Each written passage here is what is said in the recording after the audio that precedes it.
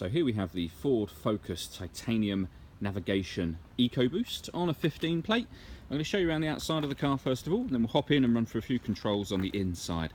As you'll see from the outside, it's a 5-door car with alloy wheels. Let's start off inside the boot and then work our way around the rest of the car from there. So you'll see as we approach the boot area that we've got reversing sensors and plenty of boot space, along with that 60/40 split folding rear seat. Okay, so we're just going to work our way back round to the front of the car now, and then I'll run through some controls on the inside. But now that we've done a full circle of the car, you can see it's in fantastic condition the whole way round. Just before I climb in, I think it's well worth seeing the interior from this exterior point of view. As you can see, the seats are in fantastic condition, as are the carpet areas. There's plenty to run through on the dashboard, so let's hop in and we'll do that now. Okay, so we're going to start with the dials. On the left hand side we've got the rev counter, and the right hand side the speedometer. The fuel gauge and oil temperature gauge are in the middle at the bottom, and then above that we've got a trip computer. You can see the total miles on this car are 48,048. You can change the information that's displayed up on that trip computer using the buttons on the left hand side of the steering wheel, which I'll show you in a moment.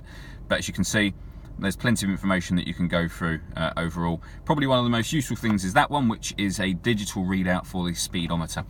We're back out to the steering wheel. On the left hand side are the arrows I was using a moment ago, and beneath that we've got cruise control and speed limiter. And on the right hand side we've got the stereo controls, and that button in the middle is voice activation for the phone. So once you pair up a phone, you can make phone calls by pressing that button and asking it to dial someone in your contacts list. The phone itself is initially set up on this screen in the middle. You can see in the top left hand corner is where you would connect the phone. Top right hand corner will be the satellite navigation. Bottom left hand corner is anything to do with music, and bottom right hand corner is the dual zone climate control. So in terms of ways of listening to music on this car, it'll open up this menu here, and down the left hand side you'll see we got FM and AM radio along with DAB digital, a CD player, a USB input, and then on the next screen Bluetooth audio so we can stream music wirelessly, an SD card reader, and an auxiliary in socket. So loads of ways of listening to music.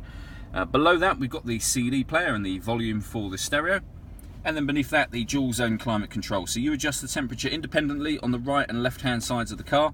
Either hit AC to turn the air conditioning on and then you can adjust the fan speeds accordingly, or hit auto and it will maintain the temperatures that you've asked the car for. And with this being a Ford, it's got a heated front screen as well. Beneath that we've got a USB input, a 12-volt charging socket, and then this button here will turn off the car's stop and start system. So it's designed to cut out in traffic to save you fuel. If you push that button, that will stop that from happening.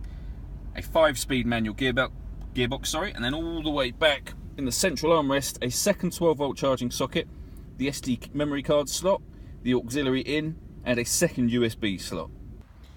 All that leaves me to say is thank you for taking the time to watch this video. If you'd like to come and see the car in person and have a test drive, feel free to give any of our MJA sites a call. We'd love to hear from you soon.